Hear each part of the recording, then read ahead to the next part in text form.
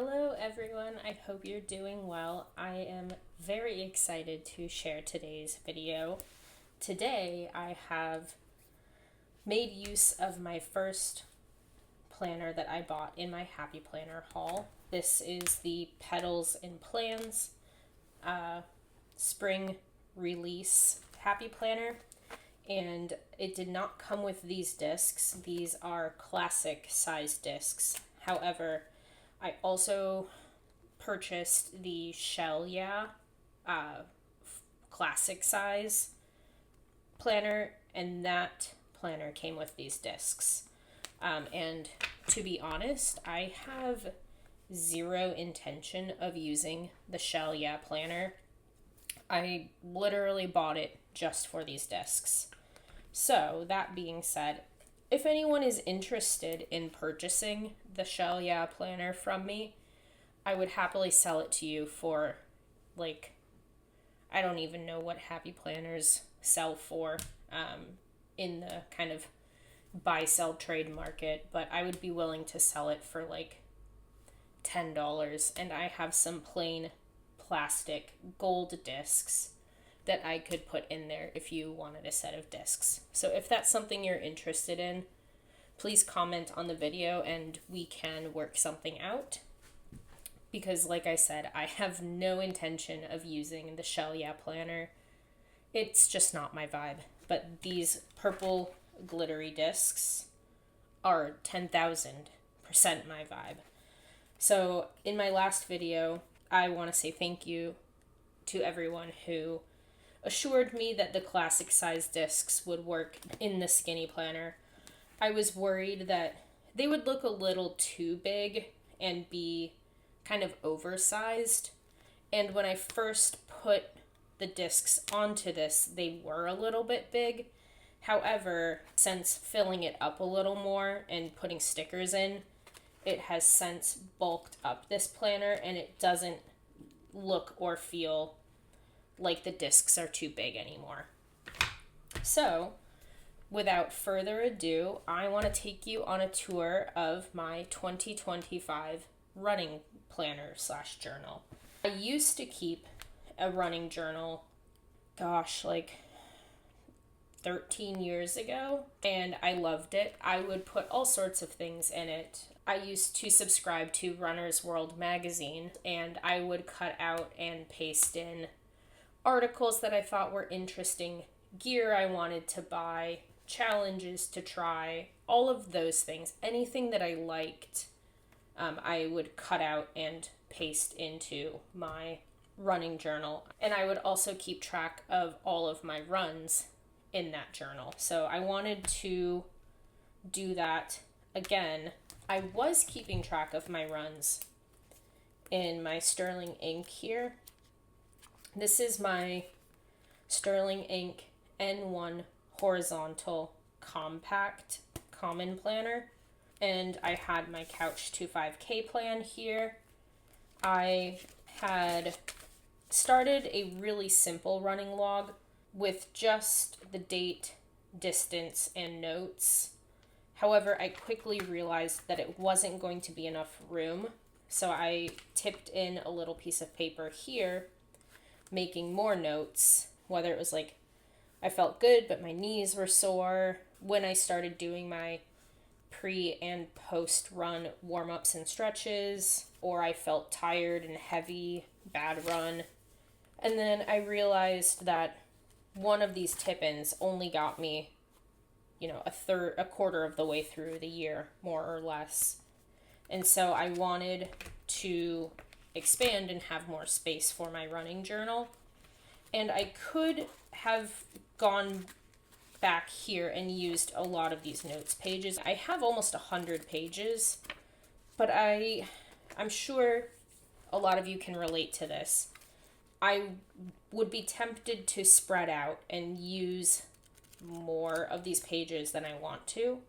And while I don't necessarily think I would fill this all up with running journal, although who knows, maybe I would, I wanted to leave pages for other things because I like to have spreads back here And then I like to just have pages for notes as well, whether it's, planner notes or a packing list, or maybe I want to journal about an event. I don't want to use up all of my pages for running journal entries and then be SOL when I need those pages for something else. So I decided to put my running journal into its own separate journal. I will now take you on a tour. So I just have the cover page here, and on this 25-26 calendar, I'm just going to put a little sticker over every month that passes.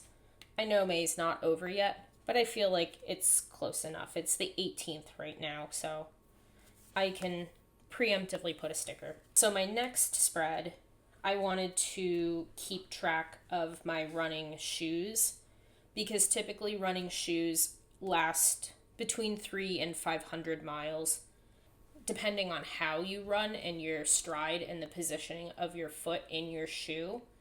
Some parts can wear out faster than other parts of your shoe. So I did leave space here up to 500 miles. So I'm just filling in the date here on when I hit what mileage. So I hit 50 miles on my shoes at the beginning of April. Every milestone I hit mileage-wise in these 50-mile increments, I can at that time assess my shoes and see if they're still good to go for another 50 miles or if it's time to replace them. And then I just wrote some basic info about my shoes here. This next page is my 2025 goals for running. I have 6 goals this year. My first goal is to run a 5K without stopping. I was getting close, but I have been having to take frequent breaks from running because of pain and old injuries flaring up. So this is my first goal, is just to do a 5K without stopping. My second goal is to run up the hill near my house. There is a short but steep hill by my house, and last summer, Newton, my at the time youngest dog, now he's my middle dog, he and I got about a third or halfway up, and then we stopped to walk, and then we would run the last little bit up the hill. So we were doing more of the hill than not, but I would love to make it all the way up the hill. Number 3, I want to develop good pre-run warm-ups and post-run cool-downs. I do watch someone called Running with Ash on YouTube, and I suppose I don't watch, I follow along, but he does really good pre and post workout warm-up and cool-downs. I've been doing the same one for warm-up pretty much every time, and the same video for my cool-down every time, and I love them. They're great. He does a great job of doing a whole body warm-up and a whole body cool-down, and the flow in which he does it is really nice. You're not doing something with your arms and then switching to your ankles and then going up to your hips and then going back up to your shoulders. One exercise or stretch flows very naturally into the next one. So I really like his videos, but I do want to explore more, whether it's just on his channel or from other creators. So if you know any warm-up or cool-down creators on YouTube, I would love to hear your recommendations and what you enjoy. Number 4 is I want to work with my doctors to lessen pain. Like I said, I am going to start seeing a sports medicine doctor and a physical therapist for specifically my running pain and old injuries. I have on and off since high school struggled with my knees. Running is supposed to be one of the harder things on your knees, and it's not great for your knees. But when I was in my 20s, I was having a lot of knee pain, and funnily enough, running was what fixed my knee pain. it really strengthened them, I think. However, I'm not in my mid to late 20s anymore, so who knows if that story will stay the same or not. But I want to work with my doctors. Number 5 is I would like to find a human running buddy or group. I like to go running with my 2 younger dogs, Newton and Sawyer.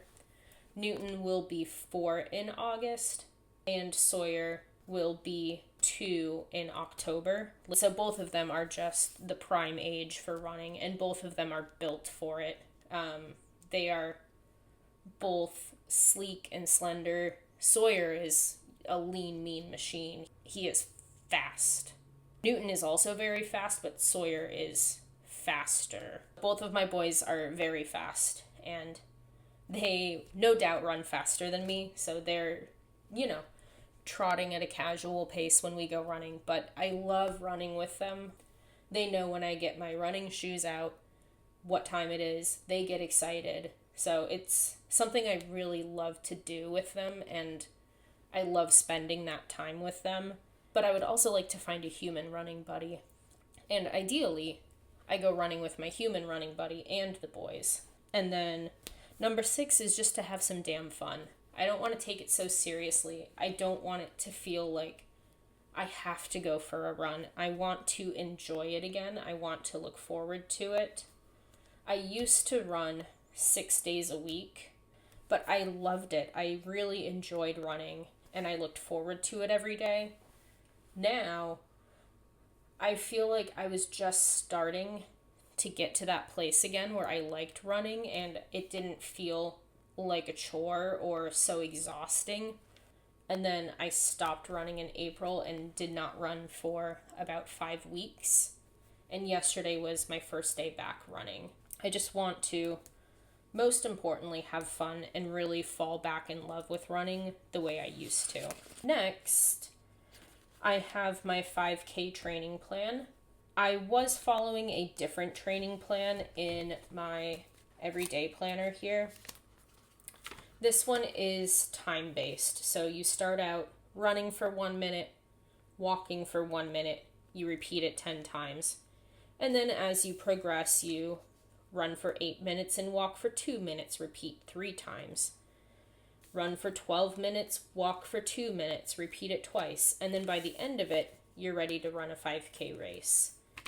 The issue that I was running into with this method is I did actually get to this point. I need to sticker off this one, and this one, I'm pretty sure. So I made it almost all the way to the 5K. But the problem I was running into was even when I ran for 15 minutes and walked for 1 minute and repeated it twice, I was topping out at like 2.6 miles. And I think the problem with the time-based one for me is I am very short. I am just under 5 feet tall, and I have a very short stride, and I have very short legs. And so theoretically, an average, quote-unquote, height adult has a longer stride than I do. So naturally, they're going to go further than I would. And I think that's where the plan was failing me. So then I started researching distance-based 5K programs, and I couldn't really find any. So what I did was I created my own distance-based Couch to 5K program. And so I finagled with these numbers quite a bit, but I do have a 6-week training program for myself. So my run days are in purple, and this schedule was working out really well for me this winter, running on Tuesdays, Fridays, and Sundays. And then I can always pepper in another run on a Monday, Wednesday, or Thursday if I would like, but I'm not going to pressure myself to. And then on Saturdays, I want to do a different type of movement. Yoga, strength training. Summer is coming, and I like to swim laps at the lake near me. I'm not swimming a lap around the whole lake, even though it's not a big lake. They have a roped off swimming area. So on Saturdays, I would like to do some other activity. If you have any suggestions for workout, movement, YouTube channels, I would love, love, love to hear what videos and creators you enjoy. Next is a challenge. I use the app called Map My Run. I've been using it for like 15 years. And they have lots of fun challenges that you can join. The challenge is to run 1,025 kilometers in 2025. So, as you can see, I am not even close. And, not to be negative or whatever, but I don't think I'm going to hit the 1,025. But I want to see how close I can get. I just have my progress here. I hit both of these on the 25th of February, not because I ran that much in one day, but that's the day that I enrolled in the challenge. And then I was going to put another challenge here, and I might still, but I was researching some running challenges online and didn't really find anything that super appealed to me, so I'll leave it blank, and if I find something later this year, I can always add it then.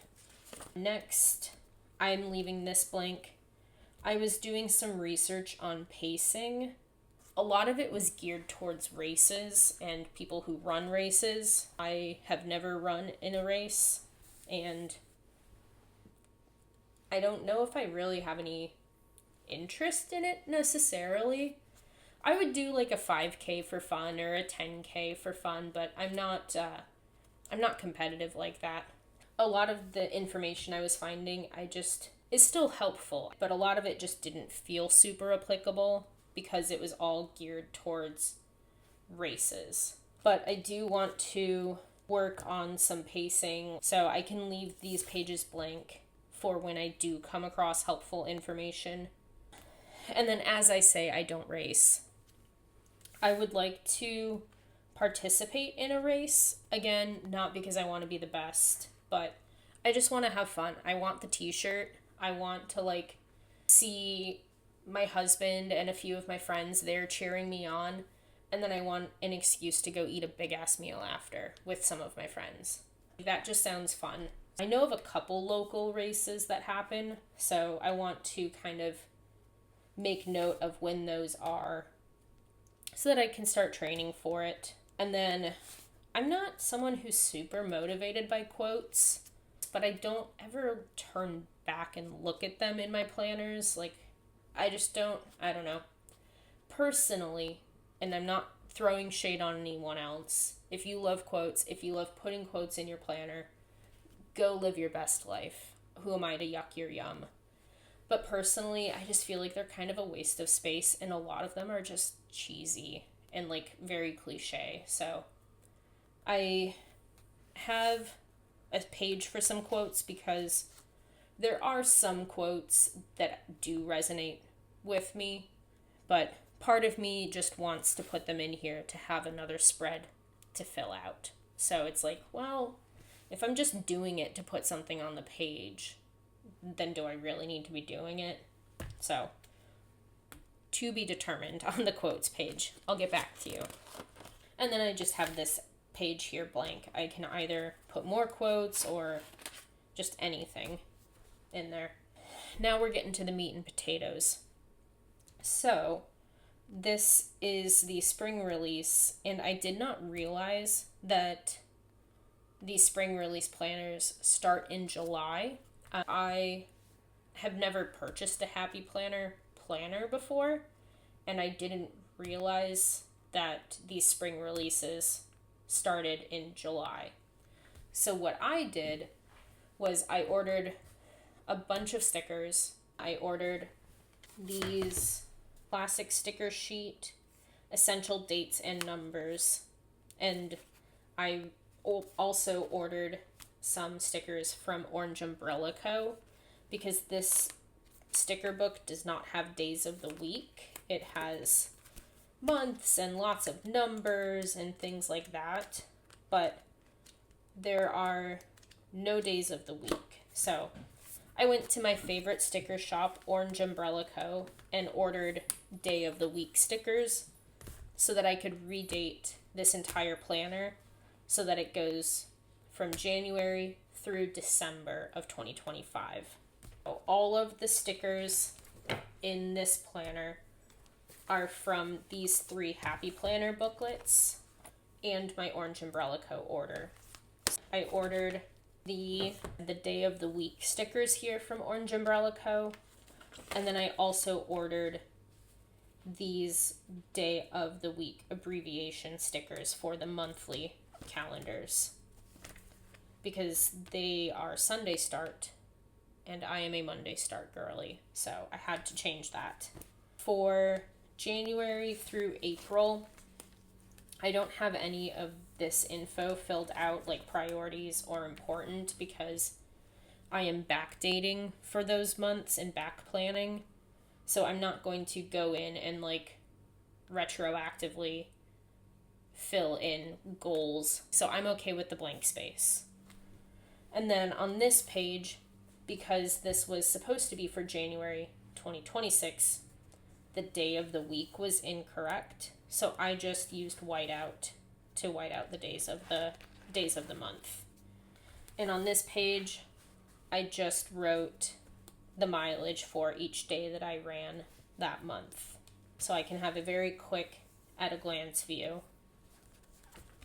On the weekly section here, I filled in the mileage, what I was doing on that run. So here I ran for 1 minute, walked for 1 minute, and repeated it 11 times with the boys, my dogs. This was in our neighborhood, and then my Brooks shoes. So here I ran for 2 minutes, walked for 4 minutes, repeated it 5 times. I ran 1.93 miles with the boys I call it suburban hell. So I go run in the suburban hell neighborhood because in the wintertime when it's dark at 4 p.m. or 4:30, I can go run in this neighborhood that has sidewalks, there are street lights, so it's safe and I can see where I'm going. I like to run there with the boys, so most of my runs are in the suburban hell neighborhood. And it's just one of those neighborhoods where, you know, all the little ticky-tacky houses look the same. To highlight that, I just write how many miles I ran for that whole week. I have some notes here when I'm injured, because like I said, I run on Tuesday, Friday, Sundays. So I had a note on this run that my knees really hurt, especially my right. It hurt to straighten them out. Here I walked all day favoring my knees and kind of limping. On Friday, I felt better, no limping, but that my knees were still uncomfortable, so I skipped my run. Same thing Sunday. My knees hurt too much to run. I'm sad to break my streak, but hopeful I'll pick up where I left off on Tuesday. And then I did not run, but I walked for 45 minutes with the boys. My knees were still tired and sore. And then at the end of the month, I just added up how many miles I ran for the entire month. And then I said no additional stats from the Map My Run site because I wasn't using the app while I was running. I kind of forgot about it for a little bit. So in the following months, I have additional stats that I did not have in January. So again, in February, I just recorded all of my miles. And here you can see I've added my pacing, my duration of the run, the calories I burned, and the elevation that I gained. And then I have some spaces here where I made notes. Usually it's going to be about pain or symptoms so that I can bring this to my sports medicine doctor. I can bring this to my physical therapist and say, hey, here's exactly what's going on. And I have record. I started on this week of February 10th. I started my pre and post run warm-ups and cool downs. And again, just the mileage, skipped the run because my period kicked my butt and it was pouring rain. And again, just the total mileage at the end of the month. Same thing through March. I'll kind of flip through these quickly because they're somewhat repetitive and not that exciting. So, I mean, they're exciting for me, but, not so much for you. And then in April, that's where I stopped running. And I just went for my first run, again, like I said yesterday. So I took a month and 5 days off of running. So all of this, there's just nothing to report. And I only ran 7.24 miles in April, which brings us to our current month. So this month I need to reschedule my doctor, sports medicine, and physical therapy appointments. Story time, I will try to remember to timestamp. If you're not interested in the story, you can skip over it. Trigger warning, it's involving doctors and medicine stuff and passing out. So if you are like me and you are easily triggered by those things, I'll put a timestamp to where you can skip to. But I have been diagnosed with vasovagal syncope. It's basically a condition where your nervous system overreacts to typically a specific trigger or set of triggers. We've all heard of the fight or flight reaction, but there's a third one, freeze. And vasovagal syncope is essentially that third freeze reaction. And instead of just freezing and not knowing what to say or being awkward, my body decides to literally shut down every single function except for the bare minimum to keep me alive, aka I pass out or lose consciousness. And my specific trigger is the doctor. Any sort of doctor. Doesn't matter if it's the eye doctor, a dentist appointment, any kind of appointment, even sometimes going to the nurse at school as a kid or talking about the human body and its functions triggers my anxiety, or like taking a first aid CPR course has triggered that reaction. I've been in lots of situations over my life, unfortunately, where I have passed out, and it's most of the time at the doctor's office. I have been slowly getting a little better. I was in therapy to try and rewire my brain, but it's really hard. So I've had a handful of appointments in the last 5 years or so where I have not passed out, but the vast majority of appointments I go to, I do pass out. So I had an appointment in late April for a sports medicine and physical therapist to work with me. The sports medicine doctor said, I would like you to get x-rays of your knees and your ankles. We can talk about the results at your first appointment. So I conveniently had my sports medicine appointment scheduled for 8 in the morning and my PT appointment for 8:50. So I went at 7 a.m. when the x-rays opened, made it almost all the way through my x-ray appointment, and then I passed out. I obviously did not go to my sports medicine or PT appointment that day. When I pass out, it just wipes every ounce of energy I have for the entire rest of the day, and I typically get a migraine. I feel nauseous for about 2 hours after, which makes driving home in the car real fun. And I'm just basically a bump on a log and sleep like a cat the entire rest of the day because I cannot do anything. So I had to tell my boss that I wouldn't be going into work, and then I had to call my husband and ask him to come pick me up from the doctor. But anyway, okay. Trigger warning, story over. Welcome back if you skipped the story. Long story short, I could not go to my sports medicine doctor or my physical therapy appointment So I do still need to call and reschedule those. I am procrastinating it a little bit because I'm scared of the doctor, but it's something that I need to do this month. Next is to start running again after my break, and I want to be gentle and kind to myself and not beat myself up, because I know I have lost progress because my 1 mile run yesterday caused muscle soreness in my legs when it wouldn't have 2 months ago. And then number 3, I just want to have fun and enjoy the bonding time with the boys. I love running with Newt and Sawyer, so I just want to have fun and spend time with them. So here is my run.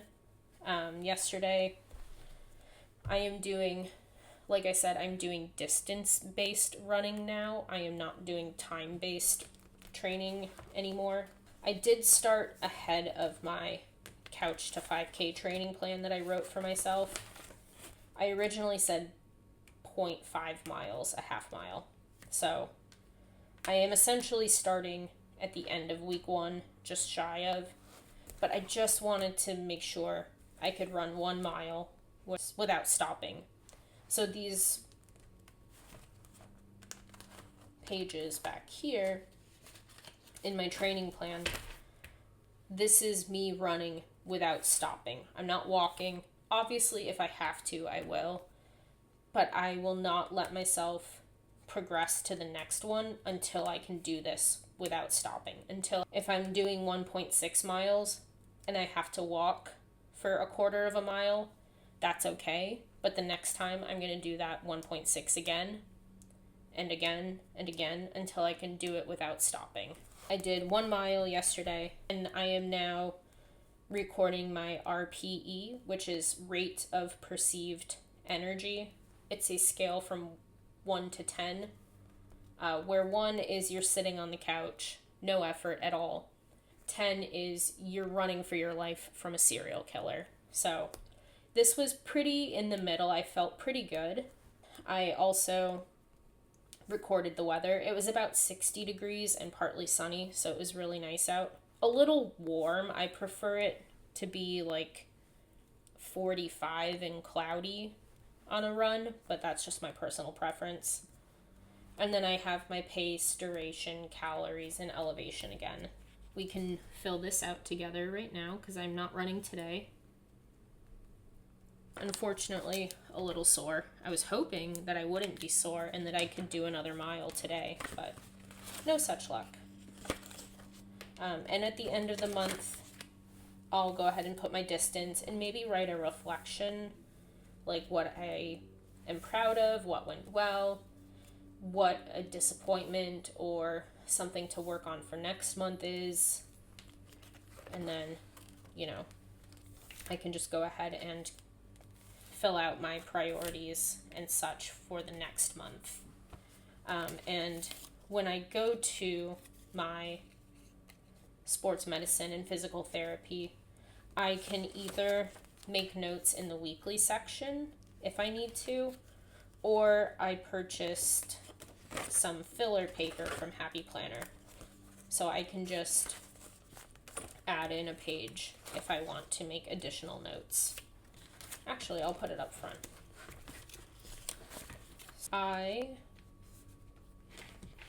Come on.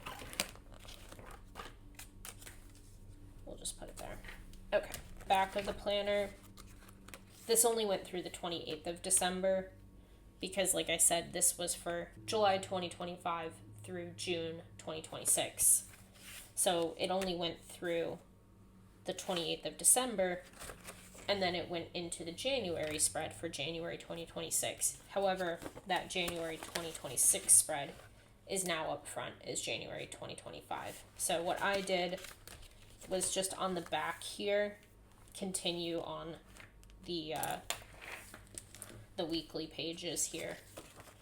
And then I have some extra notes pages so I can do my end of the month reflection.